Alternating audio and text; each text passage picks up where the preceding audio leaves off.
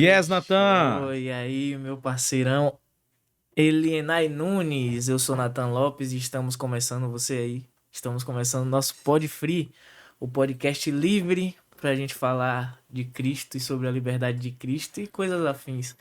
E eu queria começar, né, com a pergunta que eu queria te fazer. Tomando Coca-Cola, né? Isso aí.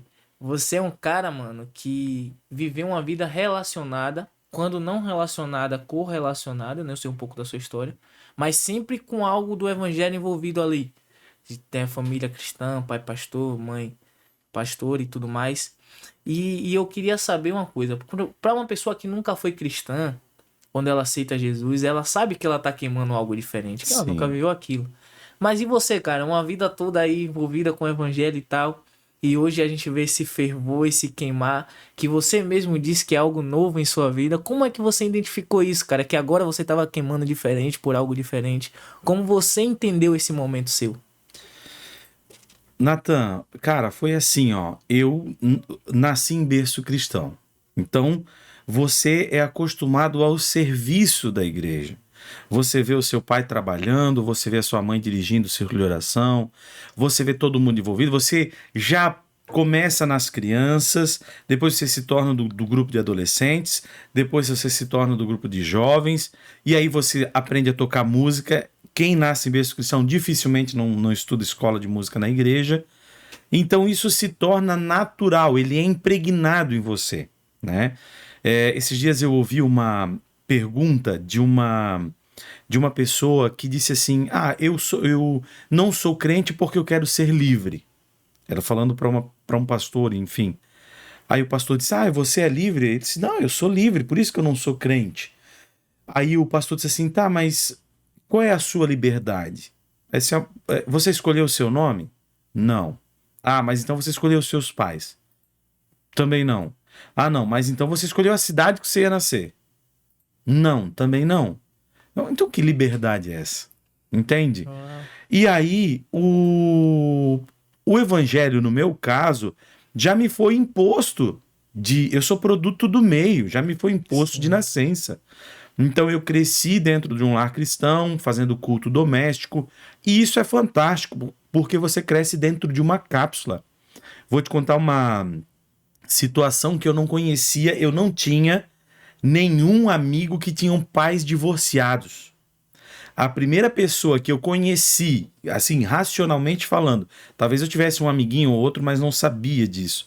Mas a primeira pessoa que eu conheci que tinha pais divorciados é a minha esposa. A gente estudou junto e na época, durante a aula, a professora perguntou: nós temos a Raviane aqui e aí você veio da onde? Por que que você veio para cá? Ela disse: eu tenho, sei lá, 17 anos na época, ou 14 anos, não lembro.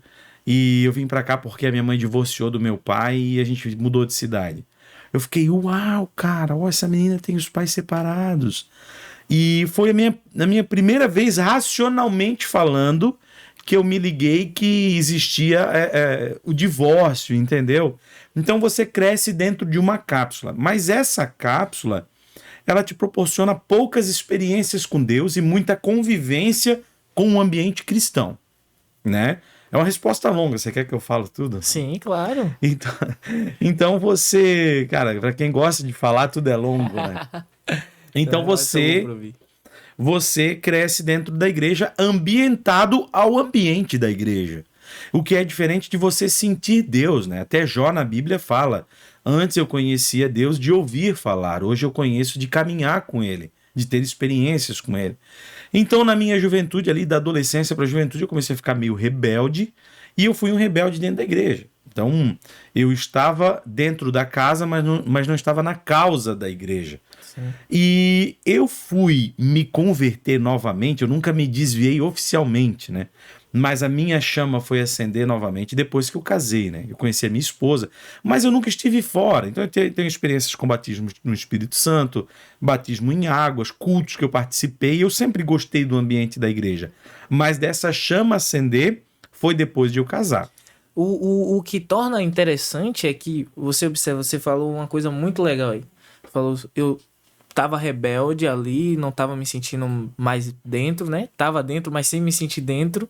Mas o permanecer dentro, mesmo não estando dentro, te trouxe o bem, porque você ficou ali no ambiente, então você pensava em casamento, pensava em família e tal, e quando você constituiu isso, tipo, você estava envolvido em um lugar que te proporcionou a oportunidade de ter essa chama reacesa. Talvez se você não tivesse mais dentro, isso não acontecesse. Você concorda ou entende dessa forma? Eu vejo pelo... O John Wesley trata um pouco disso. O John Wesley era pregador, ele já era pregador, e era um pregador criticado pela sua frieza, até que ele, estando ali no ambiente, falou, tô nesse ambiente, mas não é do jeito que eu quero estar, não é esse ambiente aqui. Aí foi pra praça pregar e tal, e se tornou o revolucionário que ele é. Mas esse desejo para ele ser esse revolucionário, se ele não tivesse a convivência nesse ambiente, talvez nem surgisse. Santo Agostinho, que é um baluarte do evangelho, né? Ele foi pai solteiro, ele vivia bebendo, né? Caído na sarjeta, e teve um filho com uma prostituta, uma vida desgraçada, uma vida miserável. Até que um primo dele, um amigo, morreu com um raio que caiu em cima da cabeça dele. E aquilo ali acendeu uma questão nele. Para onde ele foi? E eu estava a 30 centímetros dele. Se fosse comigo, onde eu iria? Aquilo ali foi a chave para ele se converter, para ele conhecer o evangelho. Aliás, ele já conhecia, porque ele era de lar cristão. Mas aí, dali para frente, ele se tornou o Santo Agostinho, que hoje nós todos amamos e citamos frases dele. E a minha questão foi assim também, ó. O meu pai e a minha mãe, minha família, minha irmã, todos sempre tiveram muita influência nessa questão. Então eu casei, fiz 3 filhos, né? A gente teve 3 filhos, eu e a Raviane, e o meu pai pastoreando uma pequena igreja. Então nós íamos visitar e tal, ele, até que ele saiu dessa igreja. Tu sabe que na denominação, um pastor ele é mudado de congregações e tal. E o meu pai pegou uma congregação, Natan, em que eu cresci dentro dela. Meu pai foi o primeiro obreiro dela após a inauguração. Aqui em Itapema, para quem conhece, é o Casa Branca, né? Então, quando construíram o prédio e cortaram um laço, meu pai inaugurou aquela igreja. E eu tinha, sei lá, 7 anos, 10 anos, eu dormia embaixo dos bancos da igreja, quando não tinha morador próximo ali, era tudo meio matagal. Então eu cresci lá dormindo embaixo daqueles bancos. Cuidava de som, aprendi a tocar instrumento lá e vi muitas coisas acontecerem lá. Então isso me... Depois de eu casado, meu pai volta para essa igreja, 20 e poucos anos depois, e eu falei com a minha mulher, eu disse, o meu pai voltou para a primeira igreja onde eu me entendi por gente, assim, onde eu estive. A minha irmã ainda frequenta aquela igreja. Aí eu disse para minha mulher, vamos frequentar lá, vai ser reviver um passado. É impossível reviver o passado, mas vai ser nostálgico. Toda a família reunida, meus filhos com os meus sobrinhos, todos lá nesse ambiente. E a minha mulher concordou. E quando a gente chegou lá, a igreja pequena, ela é uma igreja que precisa de mão de obra. Então eu já tinha vindo de Camboriú, dos Gideões, de fazer programa de rádio, de fazer viagens missionárias, de conviver com o pastor Cisino. Então eu já vinha de um ambiente religioso muito forte, muito impactante. Então eu cheguei ali no Casa Branca, uma pequena igreja, imediatamente já tinha oportunidade para mim poder trabalhar. E eu sempre fui muito disposto para a obra. Então meu pai, preciso de alguém para ajudar na escola dominical. Aí eu comecei a dar aula de escola dominical, depois peguei os jovens. Cara, mas o meu start, eu acho que eu cheguei na resposta que você quer. O meu start foi no Congresso de Jovens de 2018. Eu acho que eu deveria ter começado a resposta por aqui. Quando a gente fez o Congresso de Jovens, com tenda na rua, palco, só no púlpito tinha 100 cadeiras, para uma congregação de bairro, um negócio assim, né, grande, transmissão e tal, foi uma coisa assim impressionante. Quando eu estava em cima do púlpito, da plataforma, falando, eu não soube disso. Eu não sabia que isso estava acontecendo comigo. Eu só percebi que aquilo foi a coisa mais legal que eu já fiz na minha vida quando tinha acabado o evento. Um tempo depois. Eu tava, cara, mas isso foi a coisa mais legal que eu já fiz, mano. Isso foi... Meu Deus, eu quero fazer isso todo dia.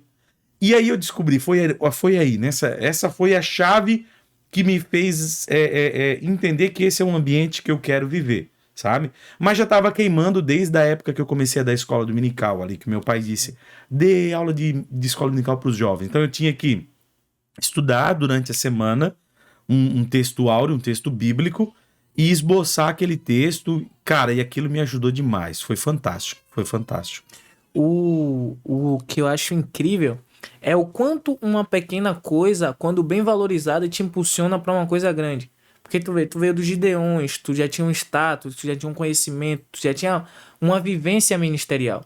Aí tu volta para uma congregação de bairro ali com teu pai para auxiliar ele ali e lidera os jovens que, comparado ao que tu já fez, do olhar humano assim racional, não é a mesma dimensão, mas como tu se entregou tanto é o que talvez tenha te trazido até aqui. Talvez se você não valorizasse tanto esse tempo que você passou, vou fazer isso aqui de qualquer jeito, pelo amor de Deus, já fiz de D1, já preguei, já viajei e tal, isso aqui é fichinha. Não, o cara se entregou ali, viveu aquilo de verdade e Deus viu aquilo ali e te pôs onde tu tá hoje e vai te pôr em maiores lugares onde você chegar. É aquilo que você trouxe numa mensagem recentemente, quando você é fiel no pouco, e aí eu acredito muito que esse texto vai além de financeiro. Quando você é fiel no pouco, você vai ser honrado no muito, você vai ser posto no muito. Cara, eu penso assim, ó, uma vez uma repórter estava com Barack Obama e ela perguntou pro Barack Obama, na vida dele, qual foi o momento mais importante que ele viveu? Aí ele disse, agora que eu tô aqui contigo. Por quê? Porque ele entende que tudo que ele tá fazendo é importante naquela hora. Você pegou isso? Peguei. Entendeu? Então, qual foi o momento mais importante que você viu dele? Está sendo agora, aqui na tua frente, contigo. Porque a dedicação integral dele ali estava sendo para ela. Sim. Entendeu? Estava sendo para ela. Então, tudo que você for fazer, cara, seja uma entrevista para um cara que está fazendo com o celular na mão do mais ruim que tiver, ou seja, tu falando numa rede nacional de televisão, você tem que ser o melhor naquilo que você está fazendo ali. Você tem que dar o seu melhor, não ser o melhor, dar o seu melhor. Né? Então eu sempre entendi isso. Então eu nunca desperdicei uma oportunidade de falar numa pequena igreja. Até porque lá seria um laboratório, entendeu? Eu trato todo mundo por igual. Isso é uma coisa minha. E só me faz bem. Não há demérito nenhum nisso. Sim, perfeito. Cara, isso é muito interessante. Você viver aquilo que você está com a devida intensidade, com a devida entrega. Porque eu vejo o ministério de Jesus muito disso. A Bíblia vai relatar que Jesus ele tinha uma multidão esperando Jesus para pregar. E isso Jesus estava se retirando para o monte de orar. Os discípulos vão avisar, tem cerca de milhares de pessoas aí esperando. Ele falou, não, agora eu estou indo me reservar para orar. O que eu comecei a fazer aqui, eu preciso me entregar para isso. E em outro momento eu vou me entregar para uma outra coisa. Ou seja, é valorizar cada tempo, cada momento e cada oportunidade que Deus te dá de fazer determinadas coisas. E o que eu tenho para te perguntar, hoje, dia 8 de abril de 2021, o que te faz queimar para daqui para frente, cara? Tipo, eu tenho vivi experiências, tive bons momentos, entendi o que Deus quis para mim, chorei, me entreguei, preguei, ganhei almas, ok. E o que eu quero agora? Mano, tem um combustível que nunca se acaba, que é a presença de Deus. Então, o que mais eu quero é estar com Ele. E isso é o que... quando você está na presença de Deus, isso queima e te direciona os caminhos que você tem que tomar, sabe? Então, assim, ó, os projetos, eles vêm e vão. Você, de repente, tem um projeto de ajudar mendigos. Isso é um tempo. Sabe? Você vai lá, trabalha, daqui a pouco você passa aquela atividade para outra pessoa e você inicia outro projeto. O próprio podcast iniciando hoje é um projeto, mas é passageiro. Daqui a pouco eu não vou poder estar aqui, você vai fazer com outras pessoas, entendeu? O Paulinho que está cuidando ali, daqui uns dias vai vir falar contigo aqui, entendeu? Então os projetos eles vêm e vão, mas o queimar no coração da gente é só Deus, entendeu? Você sente o desejo por algo, pelo serviço. Eu sempre aliás, isso é legal falar. Eu confundia o serviço com a presença. Entendeu? Uhum. Eu achava que fazer um programa de rádio, fazer uma viagem missionária, assessorar os pastores, cuidar da obra de Deus, era um serviço para a presença de Deus. E não tem nada a ver. O serviço, você pode chamar o cara mais louco do planeta, noiado, drogado, e ele vai tocar numa banda dentro da igreja. Ele vai fazer um serviço bem feito. Mas o que ele está fazendo está sendo aprovado por Deus? Você entendeu? Isso você tem que separar. E por muito tempo eu não separei. Eu achava que o serviço justificava a presença, mas não. Tem nada a ver uma coisa com a outra. Entendeu? Então, a partir disso é que eu comecei a queimar. Eu comecei a querer estar com a presença. E outra coisa, mano. Uma vez que você experimenta a presença de Deus, é mais forte que a cocaína, é mais forte que o crack, é mais forte que a maconha, é mais forte que o sexo. É loucura, entendeu? Uma vez que você experimenta estar com Deus, cara, você queimar uma noite toda na presença de Deus, é estranho falar queimar, né? Mas você tá na presença de Deus uma noite inteira, mano, você não faz ideia. Isso é a coisa mais... Uma vez eu perguntei para Deus, Natan, por que eu não vivia aquele clímax da oração 24 horas? Porque quando você tá falando língua estranha ali, você tá fervendo, por que isso não é o tempo inteiro? Porque você tá em estado, né, espiritual. E aí Deus deu uma palavra no meu coração. Se você viver isso um dia todo em língua estranha, chorando, queimando, teu corpo não resiste, você morre.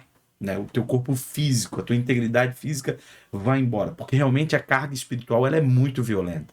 Ela é pesada, você sente ela. Mas é boa. Você não consegue fazer isso o tempo inteiro, entendeu? Sim, sim. E... Tá. Muito bom.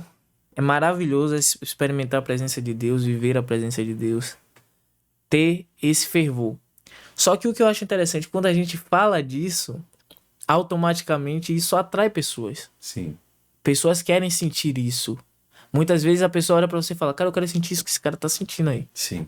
Só que aí, qual que é a fórmula? Qual que é o segredo pra pessoa? Tem segredo? Tem fórmula? Tem caminho? O que é que a pessoa tem que fazer? Cara, eu quero sentir o Keilenai, pelo menos 10% do Keilenai. Por que esse cara tá chorando, cara? Por que esse cara tá ajoelhado? Isso é incrível. Por que esse cara tá assim? Eu não entendo por quê. O que é que essa pessoa tem que fazer? Cara, é a fórmula mais difícil que tem. Isso é um segredo incontável, não pode... Sabe qual é? Querer. Você tem que querer. Porque Deus já tá querendo. Entendeu? Deus já quer o tempo inteiro, ele te quer por forças. Ele mandou o filho dele, mano. Jesus morreu por você. Oh, meu Deus. Ele tá aqui, ele te quer. Você quer? É só buscar, é só pegar. Entendeu? Aí o que acontece? As pessoas vêm muito impregnadas da religiosidade. Certo? As pessoas vêm achando que para falar com Deus tem que estar vestido de roupa branca, com fundo musical ligado, ou a luz apagada, eu não sei. Na cabeça dela existe uma forma como Deus vai se manifestar para ela.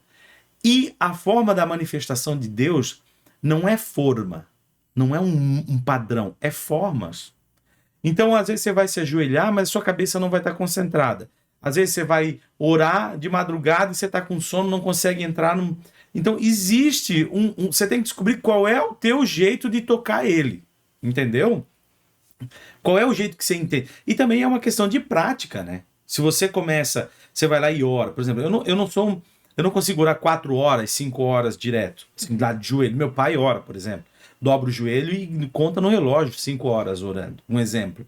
Eu já gosto de botar uma música, aí eu sento, aí eu falo um pouco em línguas, aí eu deito. Eu já teve vezes de eu deitar no chão da sala e ficar ali, orando, deitado, de barriga para cima ali, curtindo aquele momento, estando com Deus. Aí me levanto, ajoelho, aí troco de música, volto. E aí você consegue passar 1 dia, 2 fazendo isso direto. Cara, e tem uma coisa incrível, Natan. Primeiro, eu tenho que querer. Você quer isso? Você vai achar uma forma de conseguir isso. Deus vai te orientar a isso porque Ele também quer. E aí entra uma segunda coisa. A presença de Deus é viciante. Ela vicia. Você passa 1, 2 dias sem sentir isso, você quer isso de novo, tá? Aí então você vai lá, hora de madrugada, você tá com sono, aí na outra semana você quer de novo, aí na outra semana, até que isso vira meio que um hábito, aí você não consegue mais ver sem. Eu me lembro que um dia desses eu cheguei no escritório e já tinha gente trabalhando e tal. Eu entrei na minha sala, fechei, passei, chaveei a porta e me dobrei o joelho na cadeira. Cara, dei uma chorada ali, falei com Deus e tal. Uau, agora posso começar o dia. Bom dia e tal, vamos lá. Então eu não tinha, fazia tempo que eu não orava. Então isso é legal, isso é importante, sabe? Aí ela vicia. E também você não pode ir só pelo vício, né? Você tem que ir por ele também. Sim, Porque sim. tudo é um. Mas aí entra duas coisas interessantes que tu falou. Uma sobre não ter a forma. E a gente tava falando esses dias, conversando num bate-papo nosso, que Jesus ele fala isso. Jesus ele confronta os fariseus com isso. Cara, o que é que vocês querem?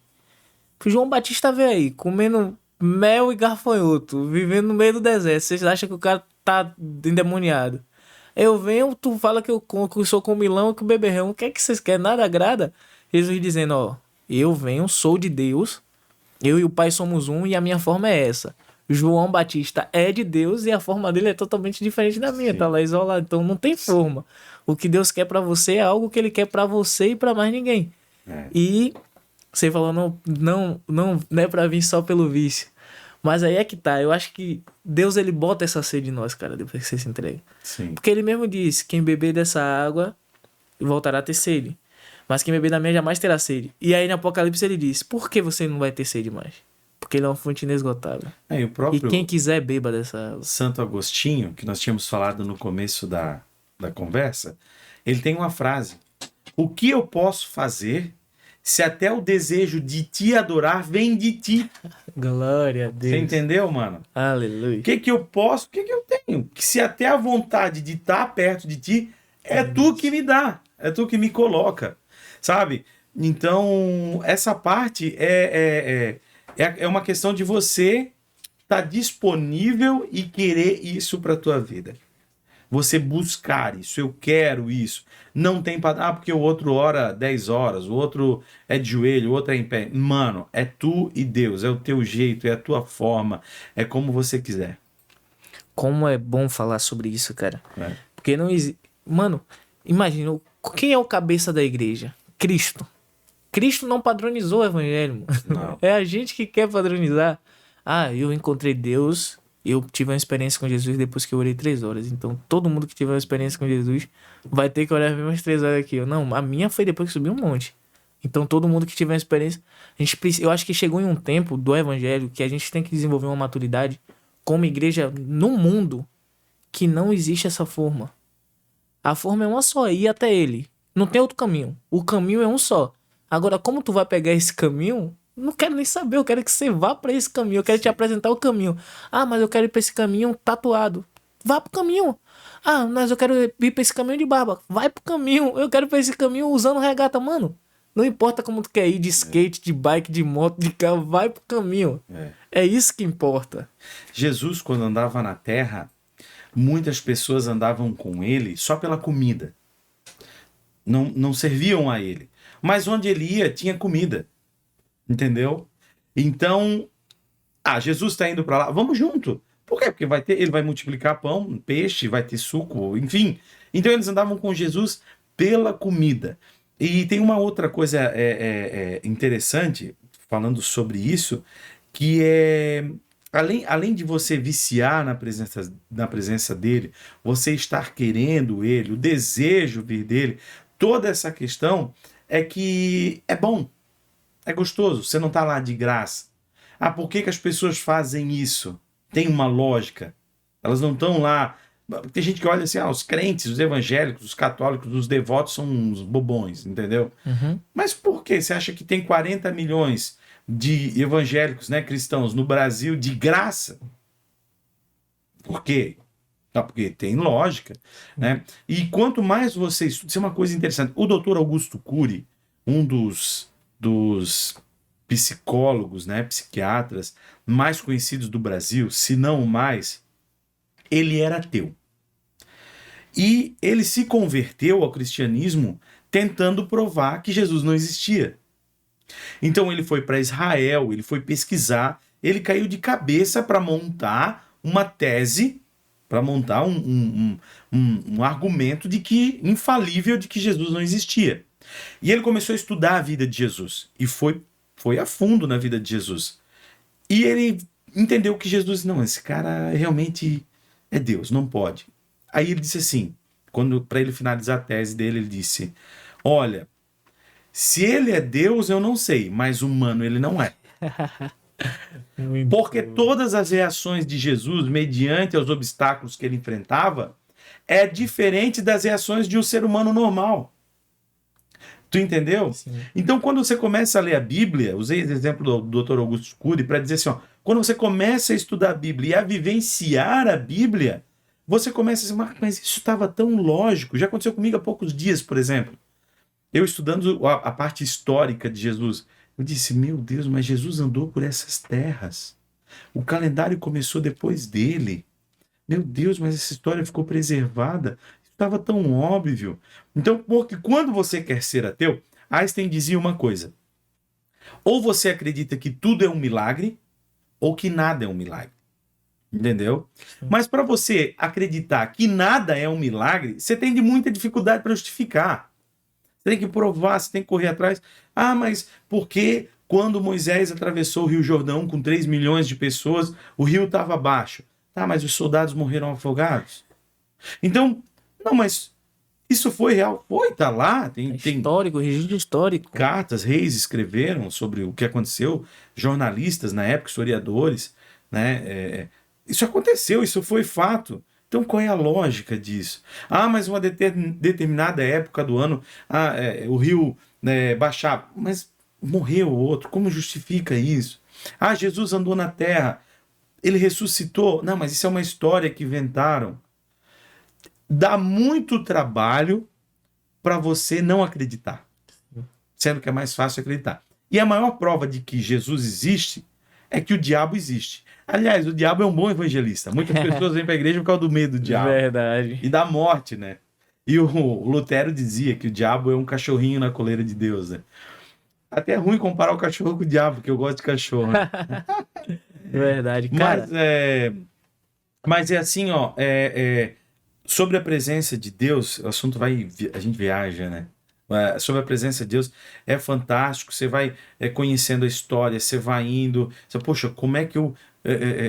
Tem um amigo meu que dizia o seguinte: dá muito trabalho ser antiético.